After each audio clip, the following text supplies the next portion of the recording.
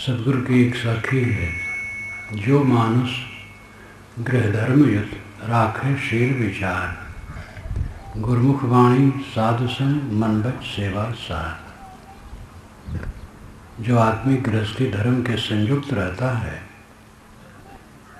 वह शीलवान होता है और विचारवान होता है, गुरमुख वाणी का आदर करता है, साधु संगत करता है और मनसा वाचा कर्मणा सेवा परायण होता है। एक साखी में गृहस्थी के सभी अंग बता दिए गए और एक गृहस्थी ही नहीं, अन्य श्रेणियों के लिए भी इसमें सब विचार है। इन्हीं पर हम विचार करें।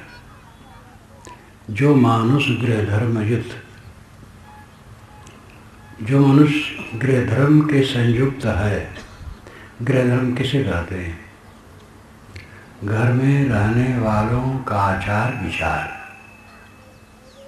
विचार है सोचना और आचार है इंद्रियों का बर्ताव। गृहस्थी आश्रम में जो रहे उसको क्या करना चाहिए? पहली बात है उसको शीलवान होना चाहिए।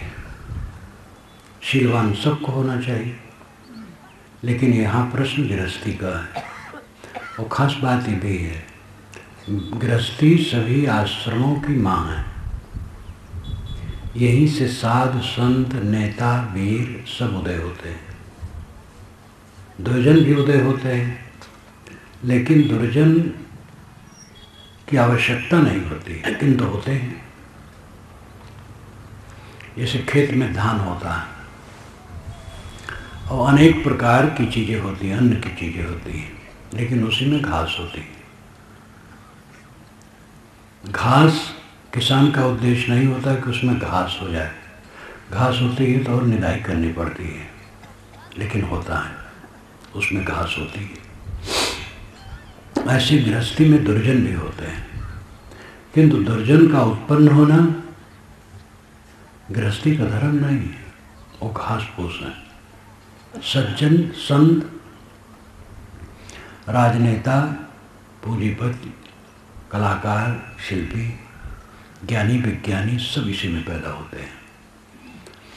इसलिए गृहस्थी का सुधार हो जाने से सब तरफ का सुधार होता है। शील पहला उत्तम लक्षण है। शील का अर्थ होता है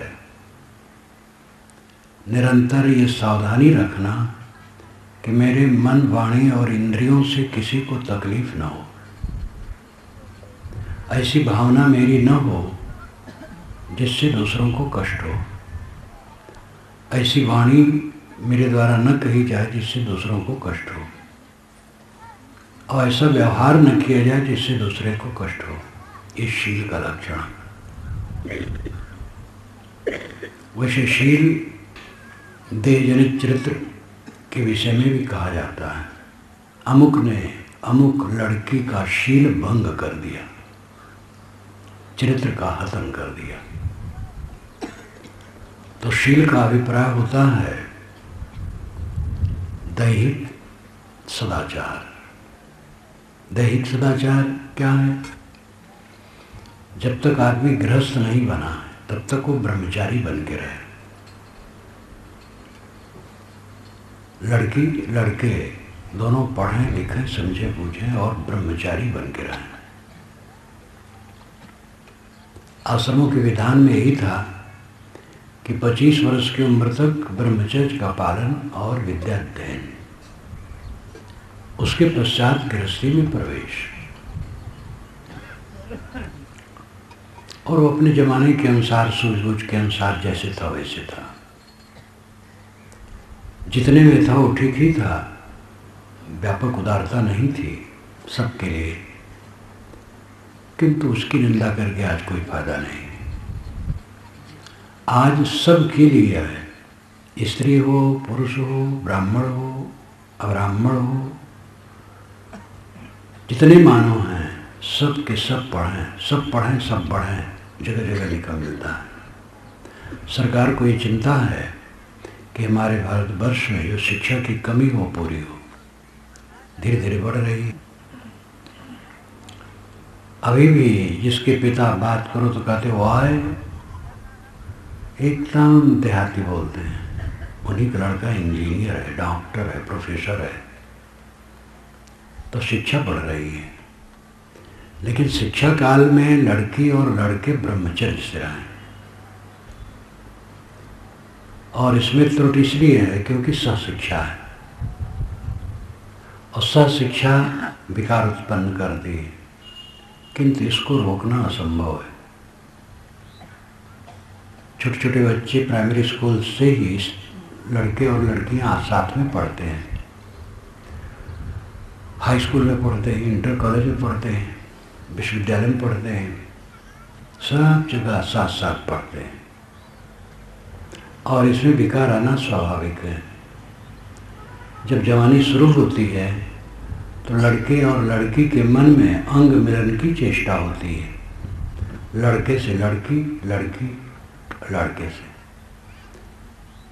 और इस चेष्टा पर संयम करना ये कम लोगों में होता है, और नहीं संयम करते हैं वो खो जाते हैं। पढ़ते लिखते लड़के लड़की अमर्यादित हुए तो उनकी पढ़ाई चौपट। इसके लिए सावधानी की जरूरत है। स्वशिक्षा रोकी नहीं जा सकती, ये बढ़ रही है और बढ़ेगी। अपने अपने बच्चों को सावधान करो, संभाल के रखो। आप लोगों में ये त्रुटि है कि लड़के लड़की पढ़ते हैं और उनको आप अपना आध्यात्मिक ग्रंथ नहीं पढ़ाते हैं। आपको चाहिए अपने बच्चों को आध्यात्मिक ज्ञान धर्म के ग्रंथ भी पढ़ाया करें, उनको उत्साहित करें। घर में आवें तो कह दो बेटा 10 मिनट पढ़ो, मैं सुनूंगा। तो 10 मिनट वो पढ़ेंगे तो उनको भी ज्ञान ग्रहण होगा उसी बहाने। आप समझते हैं कोर्स की पुस्तकों से ही फुर्सत नहीं है, ऐसी बात नहीं है। बच्चे टीवी देखते हैं, अखबार पढ़ते हैं, गप मारते हैं, घूमते हैं, उसी में 10-20 मिनट अगर इसको पढ़ा करें तो उनको बहुत लाभ होगा। बच्चों को सत्संग में बैठाओ, अपने घर में ज्ञान की चर्चा करो, पाठ करो, और ये सब अभाव होता जा रहा है। जब मैं पहली बार गुरुजी के साथ 55 में आया था तो कई जगह देखता था कि भक्त लोग स्नान करके और चंदन भी लगा लेते थे और बीजक का पाठ करते थे। अपने घर में समय समय से कथा वार्ता सत्संग करते थे। अभी बहुत कम हो गया है। अभी कुछ है, टीवी ने सब खा लिया है। 3 टीवी है। एक तो टीवी यही जो आपके घर में देवता के स्थान को ग्रहण कर लिया, कहीं अच्छी जगह पर रखा है, कपड़े से ओढ़ाया है, और जब बाहर से आए तो स्विच-ऑन कर दिए, चीटी पीपी शुरू हो गया। एक टीवी है। दूसरा टीवी टी और बी, चाय और बीड़ी। और तीसरा टीवी शरीर का रोग। तो ये जो टीवी है देवस्थान को प्राप्त कर लिया है, बहुत नुकसान कर रहा है। इसमें तमाम गंदी बातें देख सुन करके मन को आप खराब करते हैं। बच्चों को घर में संस्कार डालिए। पहले अध्यापक माता पिता हैं और माता पहले है। गर्भकाल में माताओं को अच्छे विचार रखने चाहिए, सब समय रखने चाहिए। खान पान सादा और हल्का, ईर्ष्या द्वेष नहीं, प्रेम का बर्ताव, ये सब का प्रभाव बच्चों पर पड़ेगा। बच्चे घर में खेलते खाते हैं, माँ बाप के प्रभाव को ग्रहण करते हैं। माँ बाप लड़ते हैं तो बच्चों को अच्छे संस्कार नहीं मिलते हैं। पति पत्नी में जहाँ सुंदर बर्ताव होता है उस घर में 3 पीढ़ी का कल्याण होता है। एक तो पति पत्नी, युवक युवती प्रेम से रहते हैं और माँ बाप की सेवा होती बूढ़ों की, और अगले बच्चों को अच्छे संस्कार मिलते हैं। जहाँ पति पत्नी लड़ते हैं वहाँ तीनों पीढ़ी का नुकसान होता है। इसलिए माँ बाप पहले अध्यापक हैं, गुरु हैं, और उनको सच्चरित्र होना चाहिए, दुर्व्यसन मुक्त होना चाहिए। जब माँ बाप स्वयं नशा का सेवन करेंगे, बच्चों को क्या समझाएंगे? इसलिए बच्चों को अच्छे संस्कार दें। जब तक लड़के और लड़कियां पढ़ें, ब्रह्मचर्य से रहें, और जब पढ़ लिख लें, कमाई धमाई करने लगे और अपने कदमों पर आर्थिक दृष्टि से खड़े हो जाएं, तब विवाह हो। विवाह पहले न हो। और विवाह करके मर्यादित रहें, आपस में प्रेम से रहें। आजकल कलह ज़्यादा बढ़ गया। वैसे तो धारणा यह है कि पहले सब अच्छा था, आज खराब है, आगे और खराब आएगा। ये धारणा गलत है। पहले भी अच्छा बुरा था, आज भी है, आगे भी रहेगा। लेकिन इसको तो स्वीकारना पड़ेगा कि कलह आजकल बढ़ा है। कारण है उसमें शिक्षा और धन। पैसा बढ़ा है और शिक्षा बढ़ी है। पति पत्नी दोनों ग्रेजुएट हैं, कौन किसके सामने झुके? जो समझदार हैं आपस में प्रेम से रहते हैं। शिक्षा काम नहीं करेगी। अगर प्रेम आपस में नहीं है तो शिक्षा क्या करेगी? इसलिए प्रेम सबसे बड़ी चीज़ है। 2.5 आखर प्रेम का, पढ़े सो पंडित होए, पोथी पढ़ी पढ़ी जग मुआ, पंडित हुआ न कोई। प्रेम नहीं है तो शिक्षा क्या करेगी? पारस्परिक प्रेम की आवश्यकता है। मर्यादा से रहें। शील समस्त सद्गुणों के समुच्चय को भी कहते हैं। शील का अर्थ बहुत व्यापक है। साहिब ने कहा है, शीलवंत सबसे बड़ा, सब रत्नों की खानी, 3 लोक की संपदा रही शील में आनी। त्रैलोक की संपत्ति शील में समाई है। संयम और शील धर्म का यही तो लक्षण है। अपने पर संयम और दूसरे के लिए शील। अगर देवरान अपने पर संयम करती है तो जेठान के लिए शील का बर्ताव करेगी, और जेठान अपने पर संयम करती है तो देवरान के लिए शील का बर्ताव करेगी। अपने लोलुप है, अपने खबरी है, तो दूसरे के लिए क्या आदर करेगी? कहीं कोई हो, पिता पुत्र, भाई भाई, सास बहू, कहीं भी हो, जो अपने में त्याग रखेगा वो दूसरे के साथ सुंदर बर्ताव कर सकेगा। महाराज राम ने अपने पर त्याग रखा, राज बता करके बंद दिया गया, लेकिन वो उलझे नहीं और चुपचाप चले गए। भरत को राज दिया गया, लेकिन वो राज नहीं लिए। सेवा किए, राजभोग नहीं किए। इसलिए राम और भरत में सुंदर आदर्श स्थापित हुआ, भाईचारे का। कौरव पांडवों में इसका उल्टा हुआ। दोनों में संयम नहीं, इसलिए दोनों में शील नहीं। चाचा, दादा, गुरु, मामा, काका, फूफा, सबको काट करके विध्वंस हुआ। कौरव समाज समाप्त हुआ और पांडव 5 जो बचे वो रोते रोते मर गए। क्योंकि विजयी भी संतुष्ट थोड़े होता है, मार काट करके विजय होती। शील की जरूरत है। सब शीलवान बनो। घर में कलह का कारण है निशीलता। निशीलता कठोरता, और कठोरता स्वार्थ में पैदा होती है। अंधा स्वार्थ। उचित स्वार्थ ठीक है, स्वार्थ कौन नहीं, किसके पास नहीं। स्वार्थ की जरूरत है। भोजन, वस्त्र, आवास, ये सबको चाहिए। लेकिन अंधा स्वार्थ तकलीफ देता है। कोई परिवार ऐसा नहीं है जिसमें 10 लोग हैं और 8 लोग भोजन करें और 2 खाने न पाएं, 8 कपड़े पहने और 2 नंगे रहें, 8 घर में रहें और 2 सड़क पर निकाल दिया गया। ऐसा नहीं है। सब खाते हैं, सब पहनते हैं, सब घर में रहते हैं। बस वो मिथ्या स्वार्थ को लेकर के लड़ाई है। मालिक हम बने, और मालिक बनना महापाप है।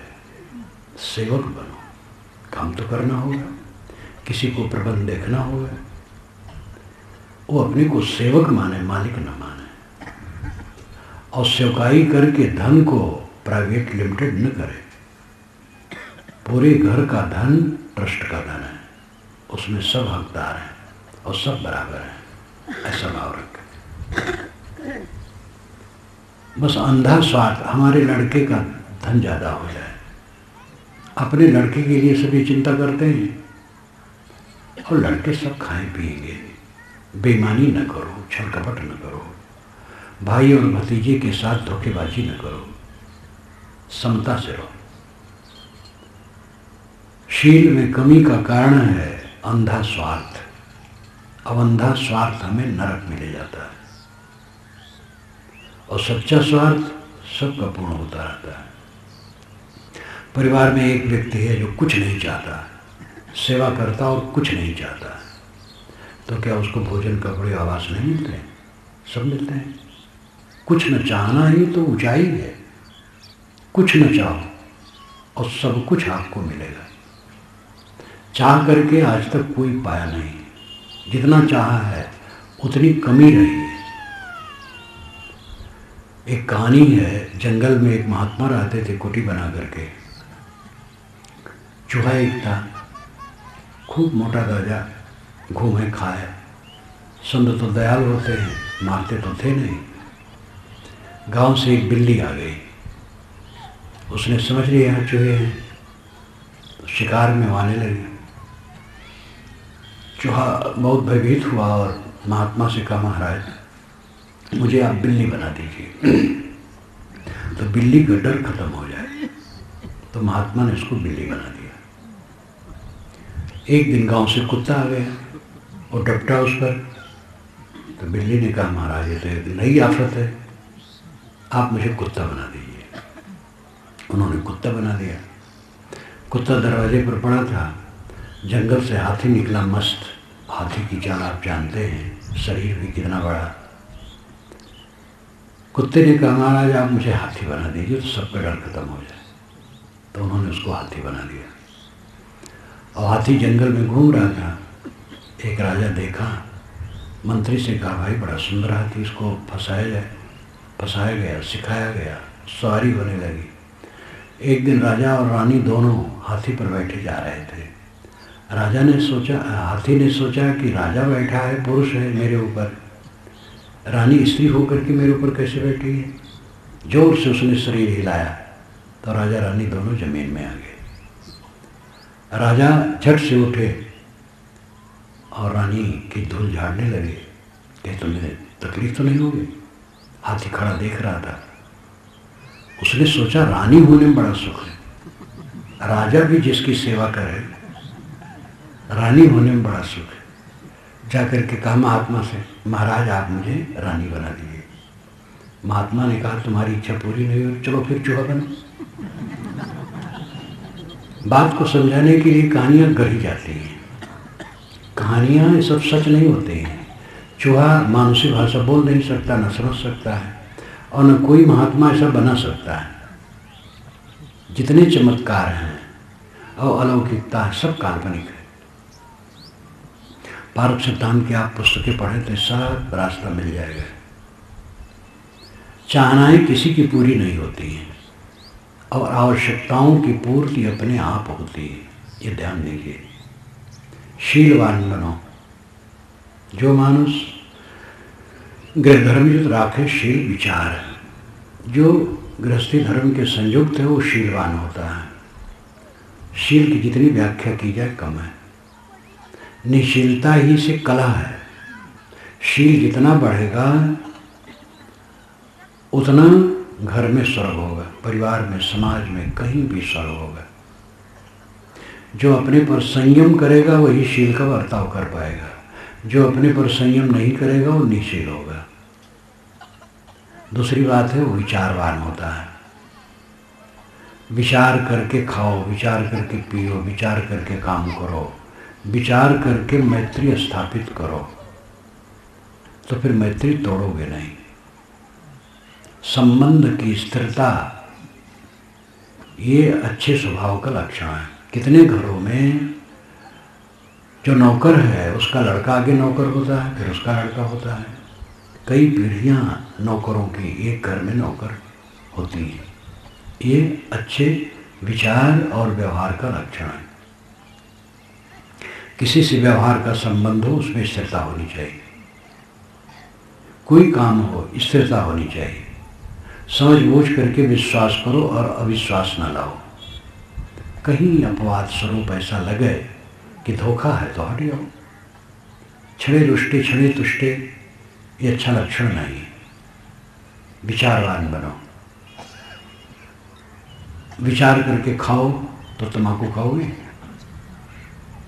कोई भी विचार करेगा तो तम्बाकू नहीं खाएगा, बीड़ी नहीं पिएगा, सिगरेट नहीं पिएगा, शराब नहीं पिएगा, मांस अंडा मछली भी नहीं खाएगा, गंदी चीज, लाश। संतो मानुष तन बौराना। घर में एक ठो मुर्दा मर गए, उसको जार भोज की केन समाना या क्या है मसाना, और बाहर से एक मुर्दा लाए, लोन तेल घी साना, और घर भर खाए के करत है बखाना। संतो मानुष तन बौराना। घर में कोई मर जाए तो उसको बाहर जला गाड़ देते हैं, कई दिन सूतक रहता है, बाल बनवाते हैं, स्नान करते हैं, सफाई करते हैं, तब घर शुद्ध माना जाता है। और दूसरे जानवर को मार करके उस लाश को लाए, अंडे पका के खा रहे हैं। कितना उल्टा है।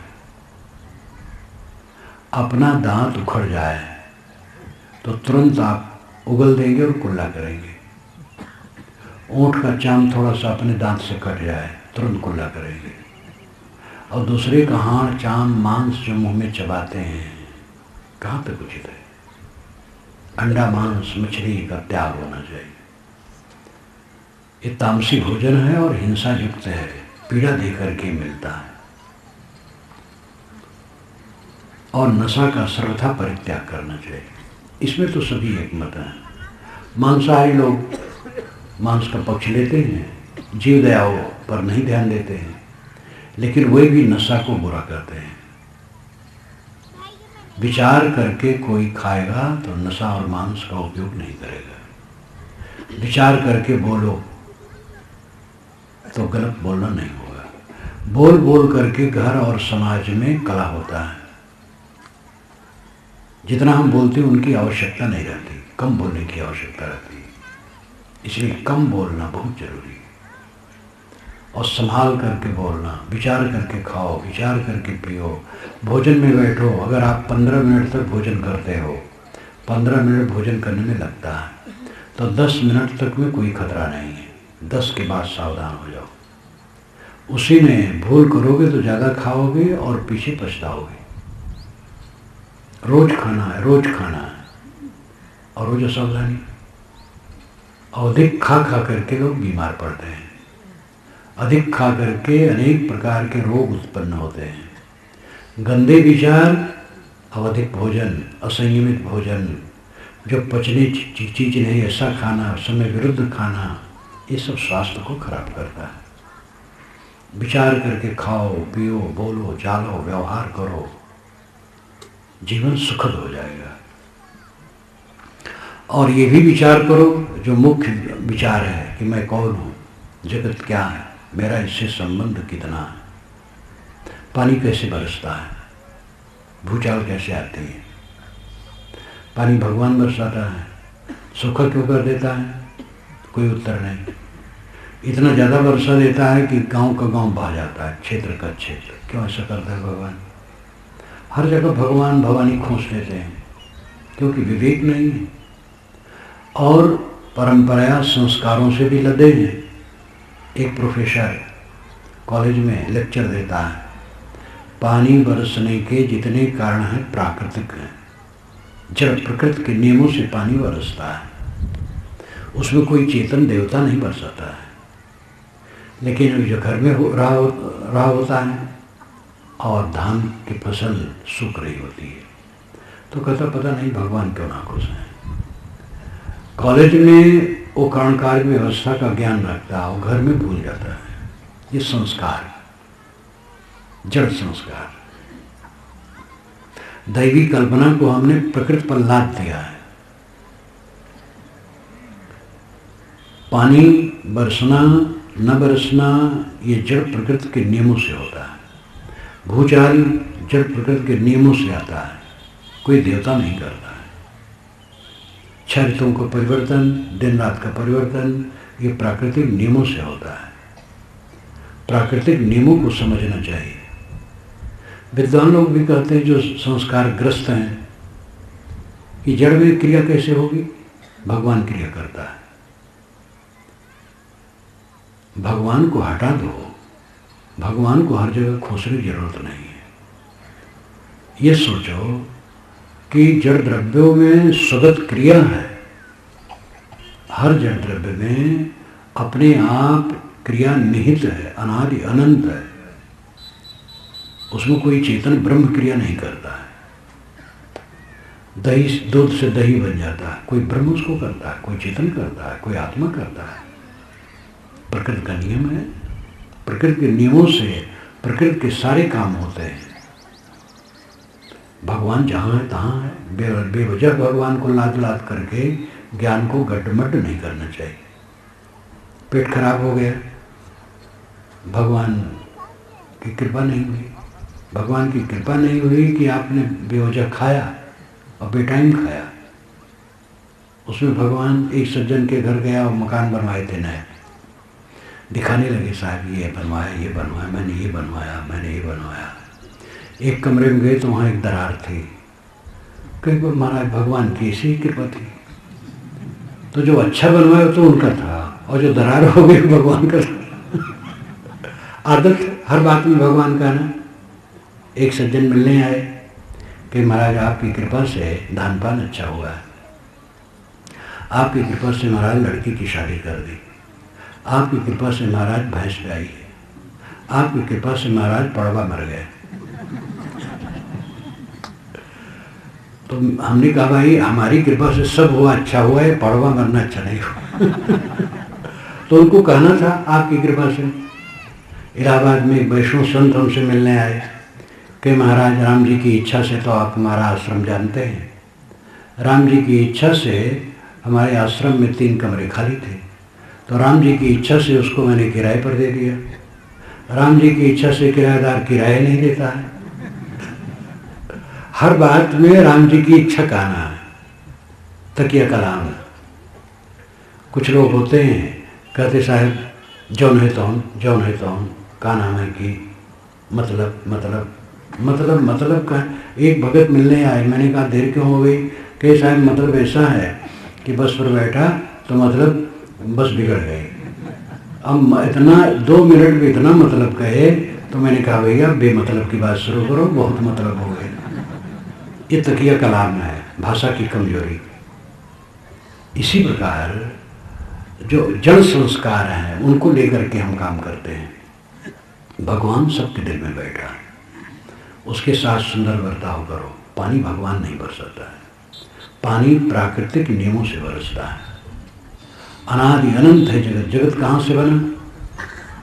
वेद के ऋषि भी कहते को ददर्श प्रथमम जायमानम स्तन्वंतम विदनस्था विवर भूम्या असृगात्मा को असित को विद्वान अवगात प्रश्न में तत्। को ददर्श किसने देखा है?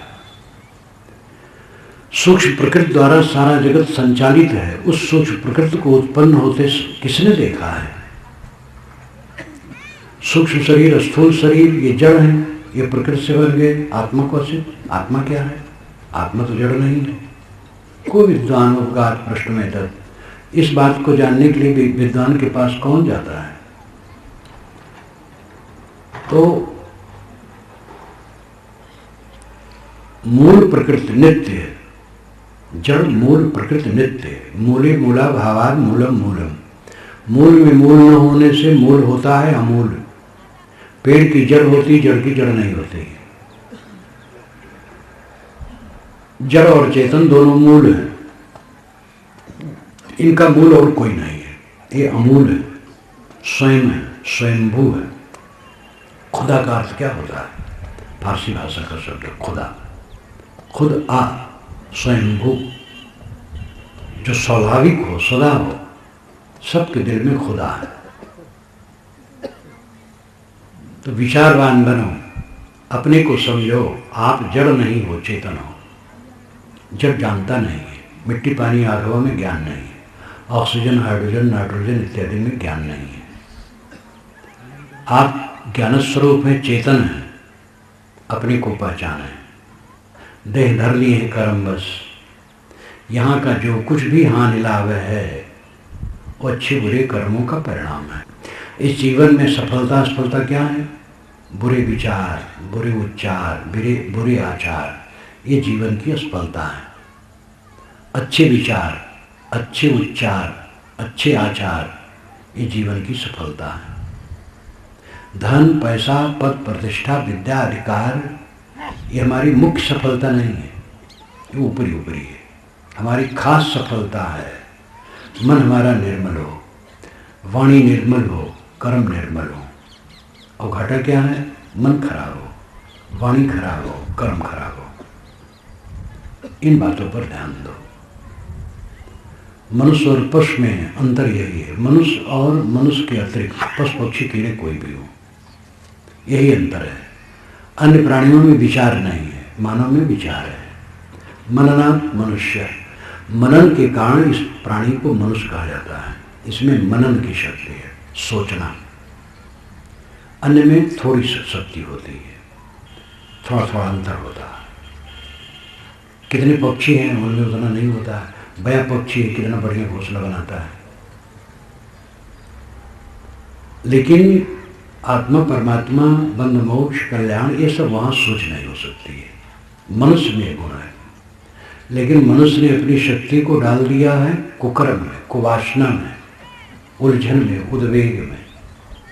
इसलिए अपना विनाश उसने किया है। जानवर अपना विनाश नहीं करते हैं, क्योंकि उनमें वैसी सूझ नहीं है कि विनाश का काम करें। सहज अपना आहार विहार लेते हैं, प्रजनन करते हैं, थोड़े में गृहस्थी उनकी पूरी हो जाती है। आदमी बहुत सोचता है, बहुत जानता है, इसलिए बहुत उलझा है। अगर वो सुलझ जाए तो और भगवान कहाँ है? ये मनुष्य तो भगवान है। भगवान मनुष्य को छोड़ करके कहीं नहीं मिलेगा। भगवान शब्द का प्रयोग सद्गुण संपन्न लोगों के लिए पहले जमाने में किया जाना शुरू हुआ। वेदों में तो ऐसा प्रयोग नहीं के समान है। पीछे से भगवान शब्द प्रयोग हुआ अच्छे लोगों के लिए, धार्मिकों के लिए, साधकों के लिए, और ज़्यादातर आध्यात्मिक ऊंचाई पर चढ़े हुए लोगों के लिए भगवान शब्द का प्रयोग हुआ। इसलिए पूरी वाल्मीकि रामायण में अगस्त के लिए, वाल्मीकि के लिए, अन्य के लिए भगवान शब्द का प्रयोग है। भरद्वाज के लिए राम जब बन जाते हैं और प्रयाग आते हैं और रात भर भरद्वाज यहाँ रहते हैं, तो पहुँचते हैं तो 5 बार वे भरद्वाज को भगवान कहते हैं और भरद्वाज राम को वत्स बेटा कहते हैं। ऋषियों के आश्रम पर जाते हैं वन में तो भगवान कहते हैं, अगस्त को भगवान कहते हैं, शिक्षण को भगवान कहते हैं, और वे लोग इनको वत्स कहते हैं। और पूरी वाल्मीकि रामायण में श्री राम के लिए भगवान शब्द नहीं है, पूरी वाल्मीकि रामायण में, क्योंकि राम को तब राजा माना जाता था। पवित्र आत्मा या अवतार ये सब नहीं माना जाता था। अवतारवाद का थोड़ा सा स्थान वाल्मीकि रामायण के उत्तरकांड और बालकांड में हुआ, आगे चल करके पनपा, और ईसा के 1000 वर्ष बीतने पर काफ़ी पक गया। फिर राम नाम शुरू हुआ और 13वीं-14वीं शताब्दी में श्री राम शर्मा नाम के एक विद्वान हुए जो बिहार और बंगाल के बीच के थे। उन्होंने संस्कृत में आध्यात्मिक रामायण लिखा, अध्यात्म रामायण, जो 7 कांडों का है, संक्षेप में है और सारी बातें हैं। वे वेदांती थे, वेदांत का पुट है, और श्री राम के लिए पूरा परमात्मा का रूप उसमें दिया गया। गोस्वामी जी ने वहीं से ज़्यादा सामग्री ली है। तो भगवान शब्द का प्रयोग पवित्र आत्माओं के लिए किया गया। ईश्वर परमात्मा ये हट करके है। ईश्वर और परमात्मा, ब्रह्म, खुदा, गॉड शब्द का प्रयोग ये भगवान से हट करके है। भगवान एक व्यक्ति है, ईश्वर परमात्मा खुदा गॉड व्यक्ति नहीं है। ये कल्पना भिन्न है। इसमें भी दो धारणा है कि जीव और परमात्मा दो नहीं है। एक धारणा नहीं, जीव परमात्मा अलग अलग है, ये अलग विषय है, इसमें उलझने की जरूरत नहीं। अलग अलग मानने वाले भी अंत में आते हैं कि आत्मा ही परमात्मा है। आप थोड़ा ही उदाहरण ले लें कबीर और तुलसी का। कबीर कहते हैं आत्मा परमात्मा है, गोस्वामी जी कहते हैं कि आत्मा से परमात्मा अलग है, लेकिन वे भी अंत में कहते हैं असपुर हृदय अक्षत अविकारी, जीव पाव निज सहज स्वरूप, कर्म की हो ही स्वरूप ही चीने, अनुराग जे निज रूप सो जगते विलक्षण देखिए। निज रूप से जिसे अनुराग है वो जगत से विलक्षण होता है। तो आकर के अंत में विवेक में टिकते हैं। एक विश्वास धारा है, एक विवेक धारा है। विश्वास धारा कहती है कि आत्मा से परमात्मा अलग है, विवेक धारा कहती है आत्मा परमात्मा अलग नहीं। विश्वासी भी अंत में विवेकी बनते हैं, वही चारा है। अलग परमात्मा खोज करके कहीं मिलने वाला नहीं, कोई परमात्मा किसी को मिलने वाला नहीं। जो आप ये सुनते हैं, पढ़ते हैं पुराणों महाकाव्यों में ईश्वर के दर्शन हुए उनको, ये पुराणों महाकाव्यों की देन है, वेदों की नहीं। चारों वेदों में, 6 शास्त्रों में और समस्त उपनिषदों में कहीं भी ईश्वर दर्शन की बात नहीं है, क्योंकि दर्शन रूप का होता है और रूप जड़ है। बल्कि श्रुतियाँ क्या कहती हैं, यत् चक्षुषा न पश्यति येन चक्षुं पश्यति तदेव ब्रह्मत्वं विद्ध नेदं विदतमुपास्ते। जिसे आंखें नहीं देखती किंतु जिसकी सत्ता से आंखें देखती हैं उसको तो ब्रह्म जान। आंख से देख करके जिसकी तो उपासना करता वो ब्रह्म नहीं है। ऐसे सभी इंद्रियों के लिए कहा गया है। गोस्वामी जी तो कहते हैं देखी सुनी गुनी मन माही, मोह मूल परमार्थ नाही। आप मानस में पूरा देखें तो जो कोई राम से मिलने आता है उसको राम की सुंदरता में गोस्वामी जी मोहा देते हैं। लेकिन जहाँ शुद्ध अध्यात्म की बात उन्होंने कही, देखी सुनी गुनी मन माही, मोह मूल परमार्थ नाही। जो देखोगे सुनोगे मन में सोचोगे वो मोह का कारण बनेगा, उसमें परमार्थ नहीं होगा। गो गोचर जहाँ लग मन जाई, सो सब माया जाने हो भाई। गो और गोचर इंद्रियां और विषय, और जहाँ तक मन जाए सब माया है। यहाँ पर बिल्कुल शुद्ध बात, विवेक की धारा की बात कहते हैं।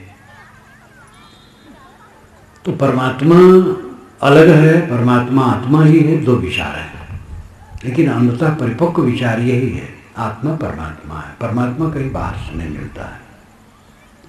मखलूक ही मजहर खालिक है और इंसान अशरफुल मखलूकात है। ये मुस्लिम विद्वान भी कहते हैं, साधक भी कहते हैं। प्राणी ही प्रत्यक्ष ईश्वर है और प्राणियों में मनुष्य श्रेष्ठ है। विचारवान बनो, आपका आत्मास्तित्व पूर्ण है, आपका होना पूर्ण है, आप महान हैं, आनंद धाम है, दुख कलेश आप में नहीं है। समझे अपने को, मन के विकारों को छोड़ें। प्रवचन में थोड़ा संदेश संकेत किया जाता है, इसके लिए भूख लगनी चाहिए आपको, और संतों भक्तों सज्जनों से मिल करके इस पर विचार करें, ऐसे ग्रंथ पढ़ें। धीरे धीरे बोध यथार्थ होगा और इसी जीवन में परमानंद में स्थित होगी। अपने को पहचानें। विचार की ऊंचाई पर पहुंचना बहुत जरूरी है। विचार पर जितना कहा जाए कम है। तीसरी बात है गुरुमुख वाणी। गुरुमुख वाणी का सदगृहस्थ आदर करता है। गुरुमुख वाणी है और दूसरी मनमुख वाणी है। कल्पना, भ्रांत, भूत प्रेत, जादू टोना, जंतर मंतर, झाड़ फूक, दिशा सूल, शकुन अपशकुन, न मालूम कितनी बकवास। भूत प्रेत नाम के कोई जानवर कहीं नहीं होते, सब झूठे हैं, मन का भ्रम है। हाथ अंग फड़कने से कोई हाथ लाभ नहीं होता। हाथ की रेखा किसी को न दिखाओ, हाथ से काम करो। बच्चा पैदा हो तिथमित लिख लो, जन्म कुंडली बनवाने भ्रम न करो, नहीं तो एक रोग पैदा होगा। पंडित लिख देगा इतने दिन में ये होगा, उतने दिन में वो होगा, और उसी में आप भयभीत रहेंगे और कुछ नहीं होगा, और जो होना होगा वो होगा। दिशाशूल नाम की कोई चीज नहीं है। मंगल बुध उत्तर दिश काला, मंगल बुध उत्तर जाओगे तो काल है, लेकिन मंगल बुध को भी बॉम्बे से दिल्ली के लिए ट्रेनें बसें छोड़ती है। और बृहस्पति को दक्षिण काल है, बृहस्पति से दिल्ली से बॉम्बे जाती गाड़ियाँ। दिशाशूल झूठी है, शकुन अपशकुन झूठे, अंग फड़कने से हाँ लाभ कुछ नहीं। कोई टोक दिया कहाँ जाते हो, कोई नुकसान नहीं होगा। तेली और धोबी, तेली को देख के बिगड़ गया और धोबी को देख के बन गए, झूठी बात, कुछ नहीं। रोज लोग तेल खाते हैं और तेल लगाते हैं, वो बिगड़ता नहीं है, तेल देख करके बिगड़ जाएगा। तो इस सब अंधविश्वास की बातों को छोड़ो। आपके ऊपर कोई नहीं तैरता है, देवी देवता भूत प्रेत, जो आपको तकलीफ दे दे। पाखंड में दुनिया डूबी हुई है। चमत्कार झूठी बात है। महात्मा चाहे किसी को लड़का दे दें, मुकदमे में विजय करा दें, महात्मा रोग काट दे, महात्मा स्वयं बीमार हो जाते हैं। कैसे रोग काट देंगे? महात्मा का महात्मापन है वो इंद्रियजयी हो, आत्मसंतुष्ट हो, रागत द्वेष रहित हो, शांत आत्मा हो, यही उनकी विभूति है। और इसी से समाज की सेवा करें। लड़का बच्चा कोई नहीं दे सकता है। जिनके बच्चे न होते हों उनको दुखी नहीं होना चाहिए। कुछ देवियां होती हैं जिनके बच्चे नहीं होते, उसमें कारण देवियों का भी होता है, देवताओं का भी होता है। डॉक्टर बताते हैं, हमें तो सब पता नहीं, लेकिन डॉक्टर बताते हैं कि कई कारण होता है, पुरुष से बच्चा नहीं हो सकता, उस पुरुष से नहीं हो सकता, और कोई स्त्री है उसमें गर्भाधान नहीं हो सकता, नहीं हो सकता, ना हो, क्या है? दुनिया में बहुत बच्चे, उनकी सेवा करो। विवाह करने तक आप आधी झंझट में पड़े और बच्चे हुए तो पूरी झंझट में पड़े। विवाह आधी झंझट है, और जिनके बच्चे नहीं हुए आधी झंझट नहीं हुई, प्रकृति ने रोक दिया तो क्या नुकसान हुआ? आप कहेंगे अगर ये झंझट ना हो तो समाज कहाँ बनेगा? लेकिन मेरी बात भी तो आप समझें, विवाह की झंझट में पड़ेगी नहीं, न विवाह करते झंझट में न पड़े। ठीक किया, विवाह कर लिए, झंझट में पड़ गए, लेकिन आधी झंझट में है, अभी आधी झंझट नहीं हुई, बच्चे नहीं हुए, क्यों दुखी हुए? बच्चे वाले दुखी हो, उनसे पहले रीझे फिर खींचे। बच्चे वाले क्या करते हैं? बच्चों से पहले रीझते हैं और पीछे खींचते हैं। बच्चे वालों की आरती उतारी जा रही है रात दिन, जिनके बच्चे हैं, और जिनके बच्चे नहीं हैं वो ऐसे ही घसीट करके मर रहे हैं। ऐसा कुछ नहीं, भ्रम छोड़ दो। जिनके बच्चे नहीं हैं वो समझ लें कि प्रकृति ने हमें इससे रोक दिया तो बड़ा अच्छा हुआ। अपना तन मन धन साधना सेवा में लगाओ, सुखी रहो। देखो ये साधु महात्मा तो जानबूझ करके वो रास्ता छोड़ दिए। लोग कहते हैं निर्वंशी को मुख नहीं देखना चाहिए, अरे माताएं ज़्यादा कहती हैं। एक बुढ़िया की तो मुझे याद आ जाती है इस प्रसंग में। वो पर्दे की आड़ में बात कर रही थी, मैं सुन रहा था। उसने कहा अपनी भाषा में, बहनी सवेरवन निर्वंशिन का मुँह देखियन तो 2 बजे तक पानी नहीं मिला। ये अवधी भाषा है। निर्वंशिन का मुँह देखना पाप है, तो महात्माओं को मुँह देखने क्यों आते आप? ये तो महानिर्वंशी। और वंश वाले देखना चाहो तो सुकरी को देखो, 12-12 बच्चे एक बार में देती है। मुर्गी जब देने लगती है रोज 1 अंडा देती है। सर्पिन सैकड़ों और दीमक रानी हजारों अंडे देती है। उनके दर्शन करो। ये सब कुछ नहीं। जिनके बच्चे हैं उनकी जिम्मेदारी बढ़ गई, वे उनका पालन करें, सेवा करें, और अपना कुछ चाहें नहीं। ध्यान दो भाई, आप लड़के बच्चे वाले इसमें बहुत बैठे हो, बच्चों की सेवा कर दो और उनको योग्य बनाओ, विवाह शादी कर दो, काम धंधे में लगा दो, उनसे अपना कुछ न चाहो तो सुखी रहोगे। और जहाँ उनसे चाहोगे फिर लड़ोगे, क्योंकि चाहना तो पूरी नहीं होती।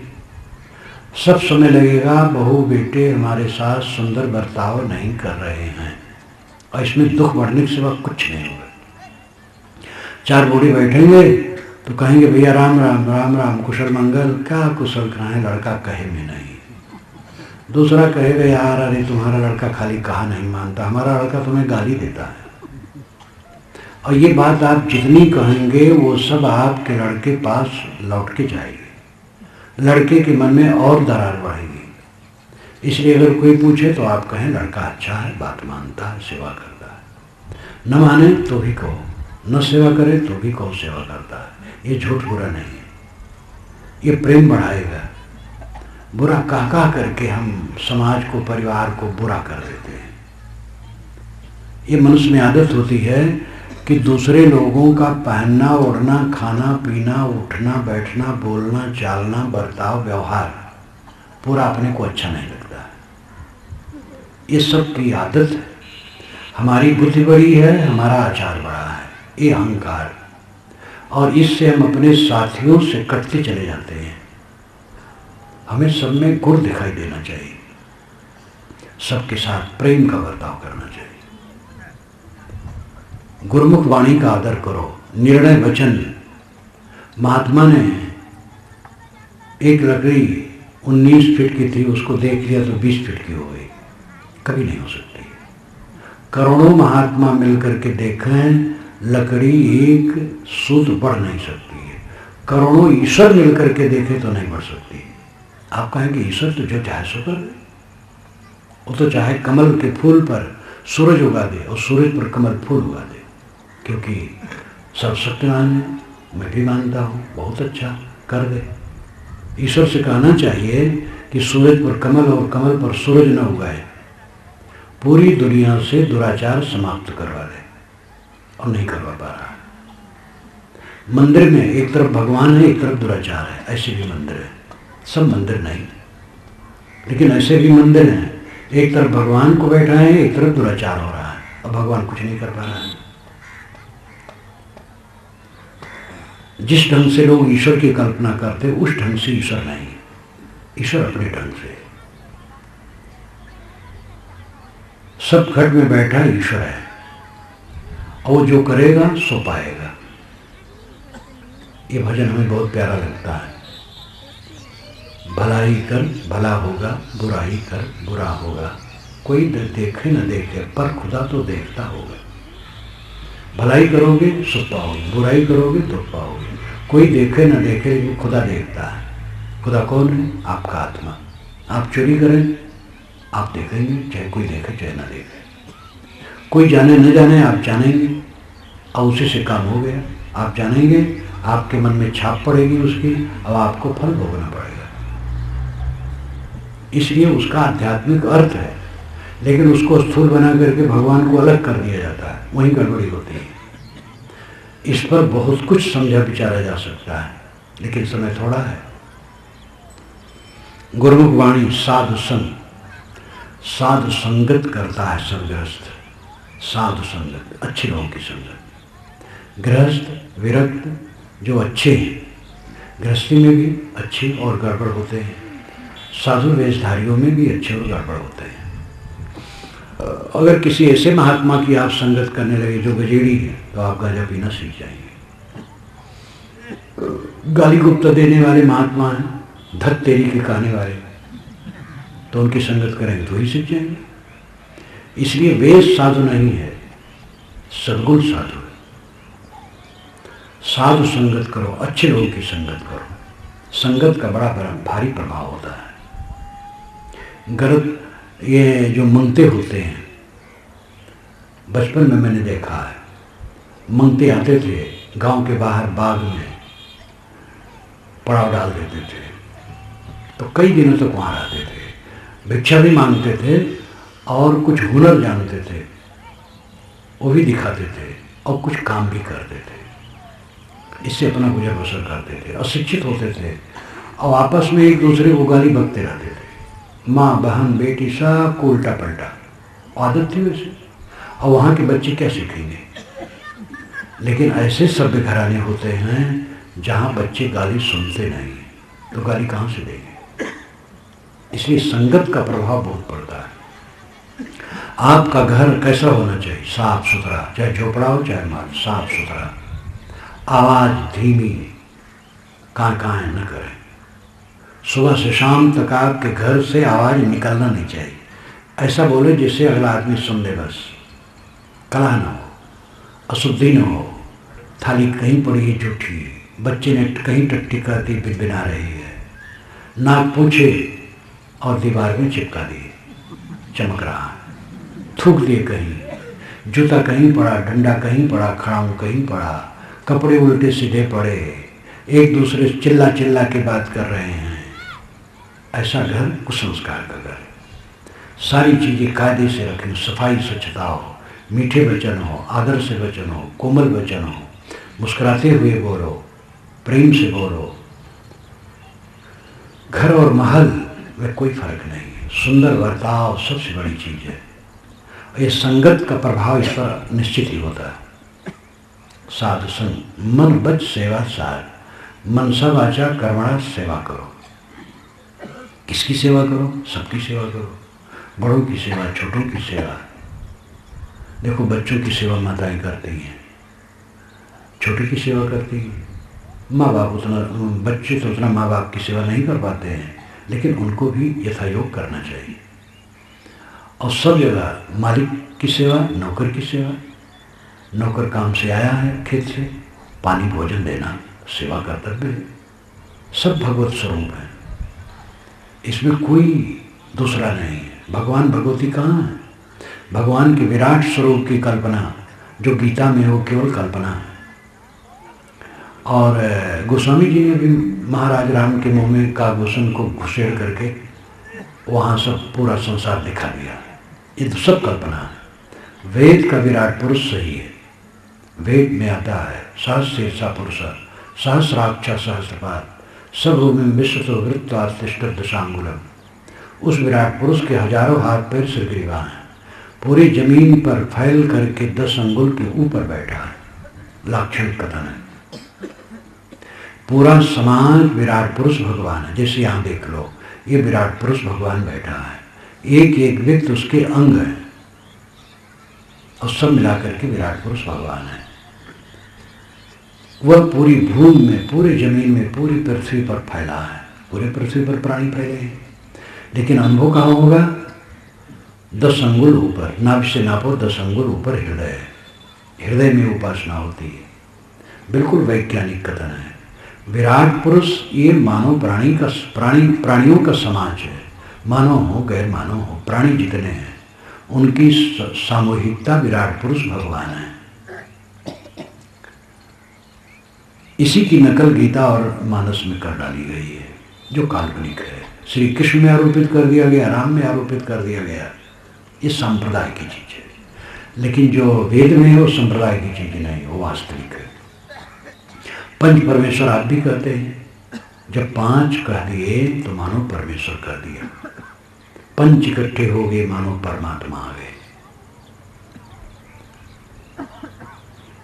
मनसा वाचा कर्मणा सेवा का भाव होना चाहिए।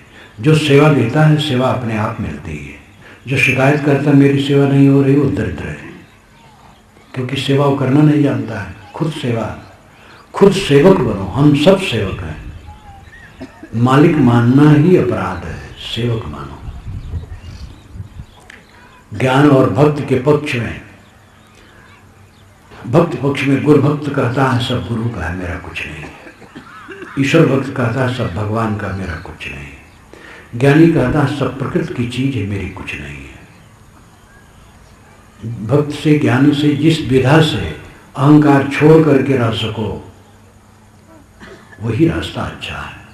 मनसा वाचा कर्मणा सेवा करो, ये सार जीवन का लाभ है। सदगुरु ने 5 बातें बताई इस साखी में।